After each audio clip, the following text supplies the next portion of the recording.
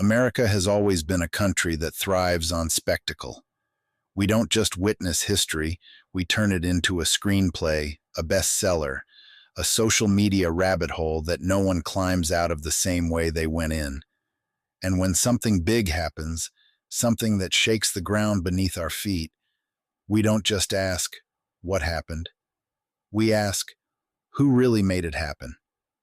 So, on July 13th, 2024, when Donald Trump, love him or hate him, the most polarizing political figure of our time, was shot at a rally in Butler, Pennsylvania, the ink wasn't even dry on the police reports before the conspiracy machine went into overdrive.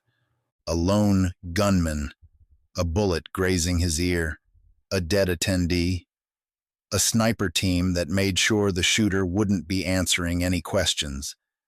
And before the dust had even settled, the battle lines were drawn. Not over what had happened, but why. Some called it a deep state assassination attempt, the latest and most brutal effort to remove Trump from the equation before the election. Others said it was a false flag, a perfectly orchestrated political stunt to turn him into an unstoppable force, a bulletproof candidate, almost literally. Then there were whispers of foreign involvement, of Iran settling an old score, of shadowy figures pulling strings in places the media never bothers to look. And that's the thing. This isn't just about Trump. It's about the world we live in now, where the truth is no longer a single point of light but a shattered prism, reflecting whatever version of reality best suits the people looking into it. So tonight, we're going deep. We're breaking down the theories, the facts, and the terrifying reality that maybe, just maybe, no one is telling us the whole story.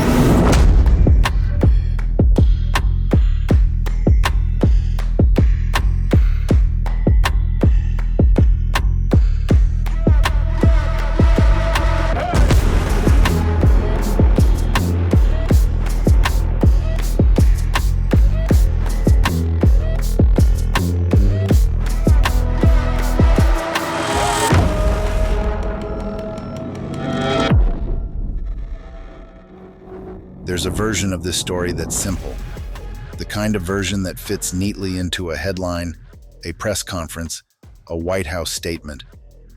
A 20-year-old named Thomas Matthew Crooks climbs onto a rooftop in Butler, Pennsylvania, with an AR-15 style rifle. He takes aim at the stage where Donald Trump is speaking to a crowd of thousands. He fires 8 rounds. One of them clips Trump's ear, drawing blood but not taking him down. 1 round kills an attendee. 2 others critically wound innocent people in the crowd. The Secret Service counter-sniper team does what they're trained to do. Crooks never leaves that rooftop alive. Case closed. Lone gunman, radicalized young man with a vendetta. End of story. Except, of course, that's not how the world works anymore. The moment Trump's fist shot into the air, bloodied but defiant, the story stopped belonging to the government, the media, or the Secret Service. It became something else. A choose-your-own-adventure book where every chapter depended on who you believed, what you feared, and where you stood on the political fault lines already cracking America in two. Crooks had no military background, no criminal history that jumped out as a red flag. A few vague social media posts that leaned anti-Trump, but nothing that screamed, "This guy is about to attempt an assassination." And yet, within minutes of his name being released, theories flooded every dark corner of the internet. Was he a brainwashed MK Ultra asset? A Manchurian candidate waiting for his trigger word? Was he some poor kid set up to take the fall for something much bigger? Or was he exactly what the official story says, a lone actor radicalized by a world spinning further into chaos? The scary thing is, we might never know. Because dead men don't give interviews. And when the truth dies along with them, the only thing left is speculation. If politics is theater, then a near-miss assassination attempt is the ultimate act. It's high drama. It's mythology in real time. And it's exactly the kind of thing that turns a man into a legend. So when Trump stepped off that stage, blood dripping from his ear, fist raised in the air like a prize fighter who just took a hit but refused to go down, people weren't just asking who pulled the trigger. They were asking who wrote the script. Enter the false flag theory.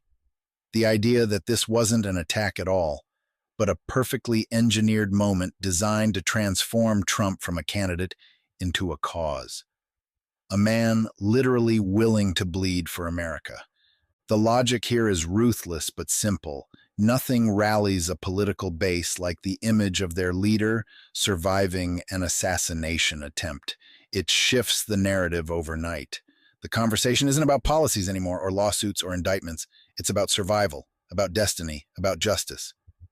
And let's be real, Trump is a guy who understands branding better than most marketing firms. He's been selling the idea that he's the target of powerful enemies for years. The deep state, the globalists, the intelligence agencies working in the shadows. And then, boom, he actually gets shot. Like he called his own shot before the game even started. Coincidence? Or a setup? Those who buy into this theory point to a few key things.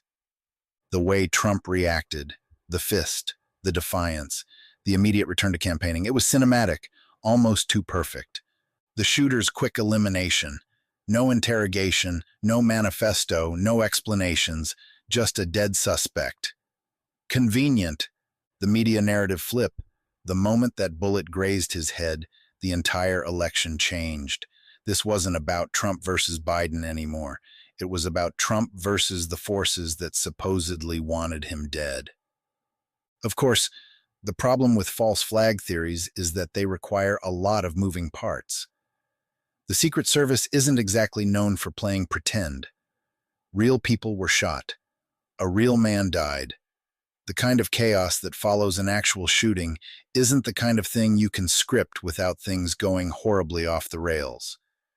But in an era where everything feels staged, where trust is so eroded that people don't even believe their own eyes, you don't need proof to make a theory stick.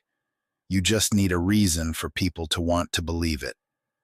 And for millions, the idea of a rigged, manipulated, theatrical assassination attempt was easier to swallow than the idea that the man they supported was actually in danger.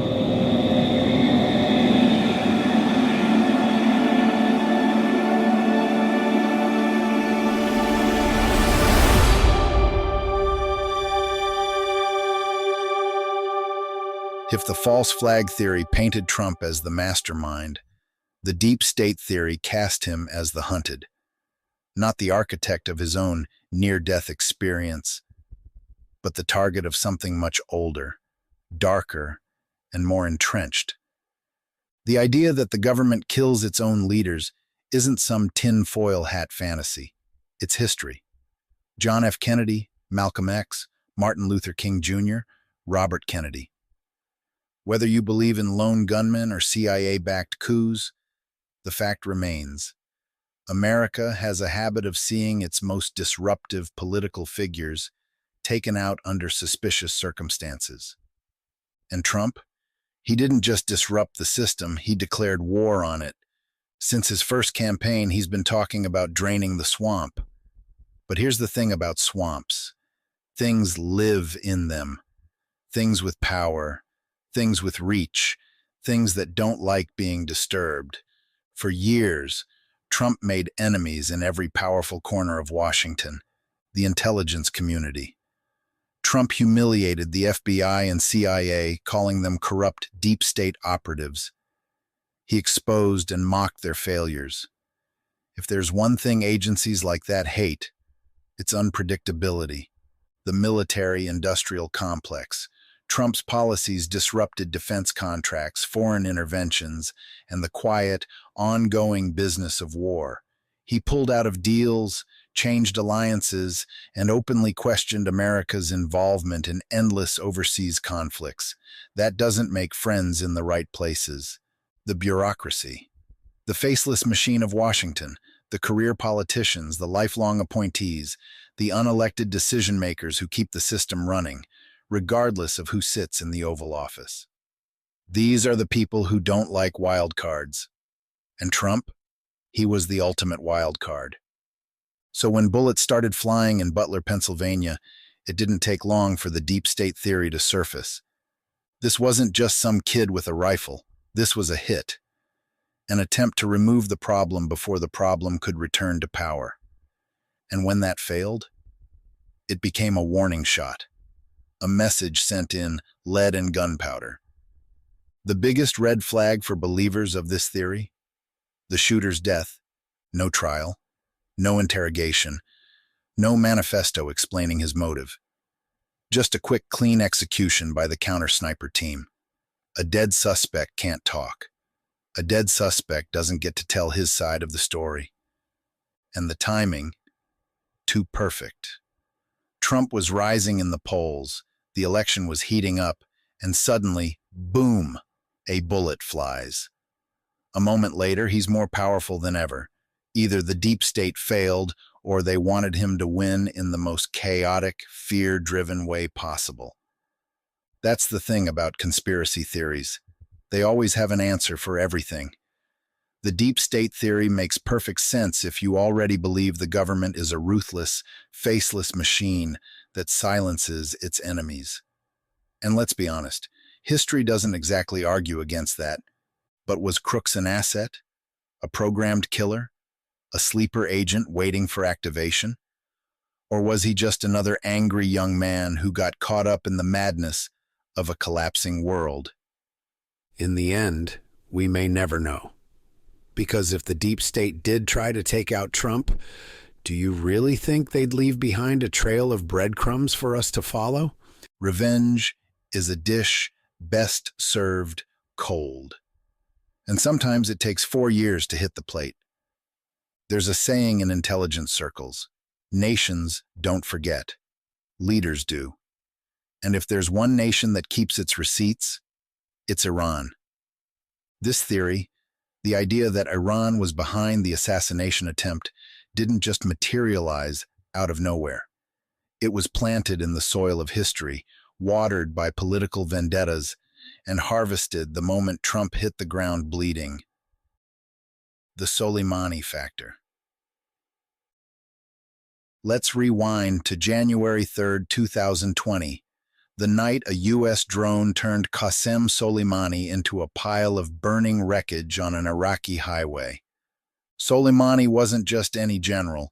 He was the head of Iran's Quds Force, the man who orchestrated proxy wars, armed militias, and kept the Middle East in a constant state of simmering conflict. He was Iran's boogeyman, the guy you called when you needed something done in the shadows. And Trump? He didn't just kill Soleimani, he boasted about it, made it a campaign talking point, held it up as a trophy. Iran swore vengeance. Not the "we'll sanction you at the UN" kind of vengeance. The "we will spill American blood" kind.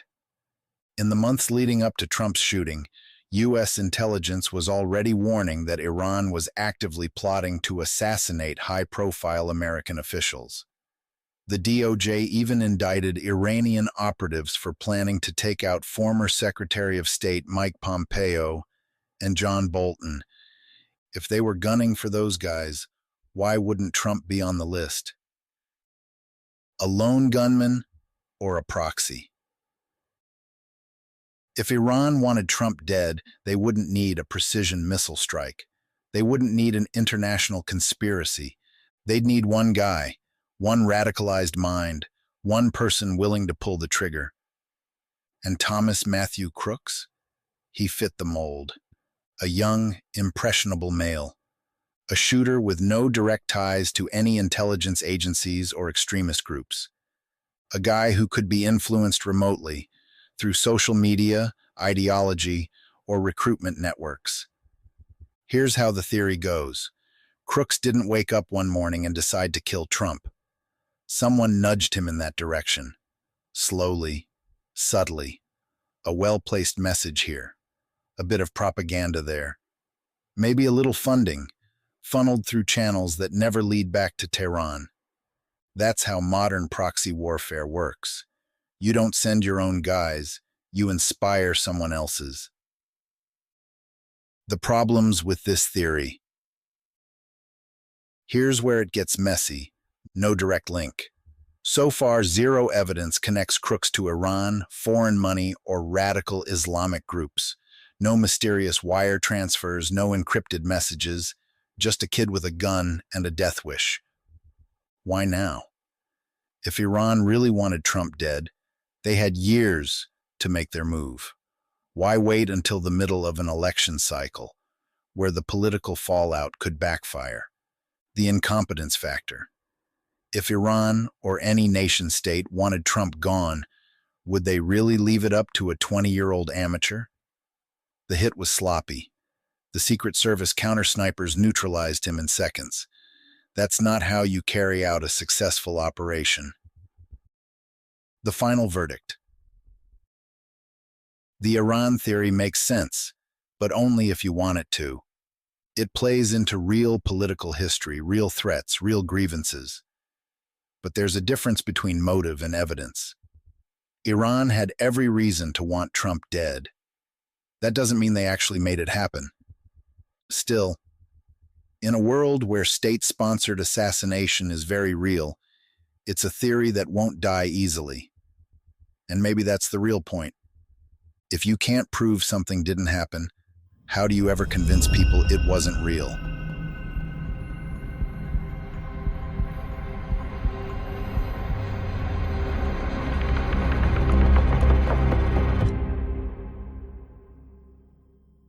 Truth used to be simple. Something happened, people reported it, and you either believed it or you didn't. But we don't live in that world anymore. We live in a world where truth is a currency, and like all currencies, it can be manipulated, counterfeited, and devalued. The Trump assassination attempt wasn't just a failed hit, it was a stress test for reality itself. A moment where an entire nation saw the same event, but walked away believing entirely different things. Was it a lone gunman?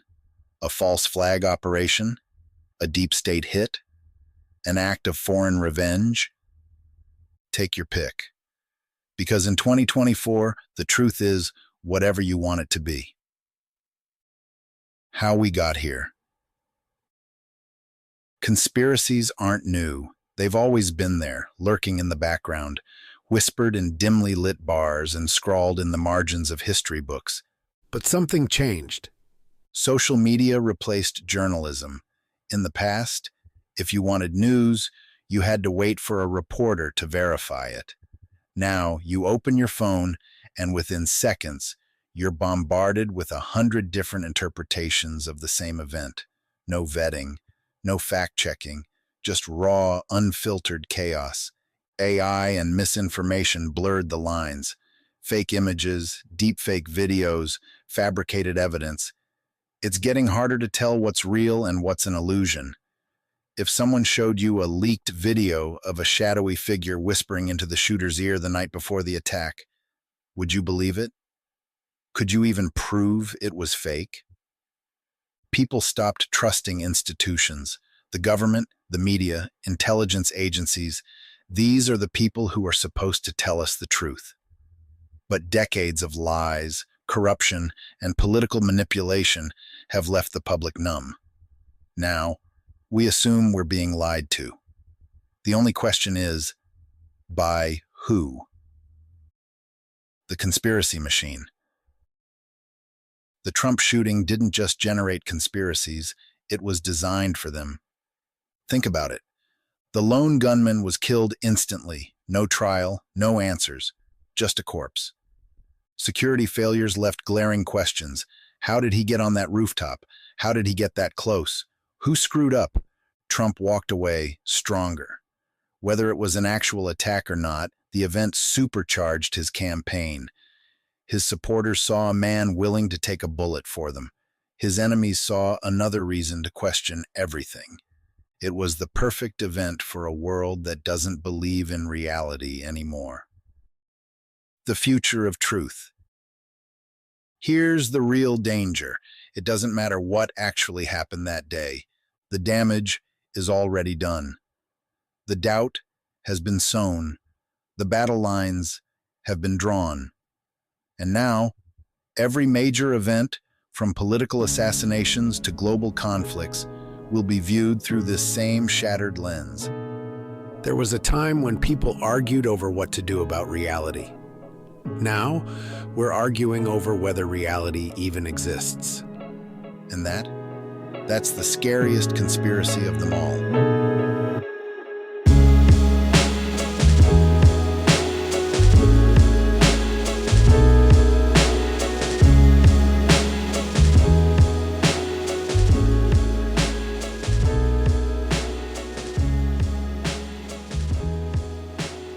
So here we are, standing at the crossroads of fact and fiction, staring into the abyss where truth used to live. A former president gets shot in broad daylight. A nation watches. And within seconds, the reality of what happened doesn't belong to history. It belongs to whoever tells the best story. Was it a lone gunman? A false flag? A deep state operation? A foreign hit? Maybe all of them. Maybe none. Maybe the point isn't what happened at all. Maybe the point is that we'll never agree on it. That's the world we live in now, a place where conspiracies aren't the exception, they're the rule, where every major event is a puzzle with missing pieces, and we're left filling in the blanks with whatever we want to believe. And maybe that's the real danger. Not bullets, not assassins, not shadowy organizations lurking in the dark. Maybe the real danger is that we've reached a point where truth itself is just another casualty in the war for control. Thanks for tuning in to Broadcasting Seeds. If this episode made you think, question, or just realize how deep the rabbit hole goes, do me a favor, like, share, and review the podcast. Keep the conversation going, because the moment we stop questioning, the moment we stop digging, is the moment they win. Until next time, stay sharp, stay curious, and never stop looking behind the curtain. One is telling us the whole story. I got bad thoughts that make my mind scared. Hold me hostage and they don't fight fair. Who gon' pray for me and wipe on my tears? Who gon' save me if you not right here? Move this darkness and make my sight clear. Take me your way cause I don't like here. Ghost of my past, they feeling the night air. Wake me up, I'm trapped in my nightmares.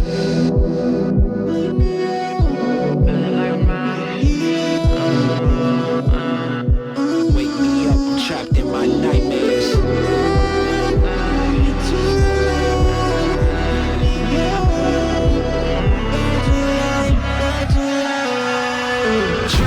Drowning, I'm off the deep end. Apparitions of all my demons. All my thoughts are committing treason. All alone, who gon' hear me screaming? Manifestations of my fears. Regrets that stretched out for light years. Can almost touch the light, homie, it's right there. Body free but trapped in my nightmares. Wake me up, don't let me drown. All the lights are fading now. All my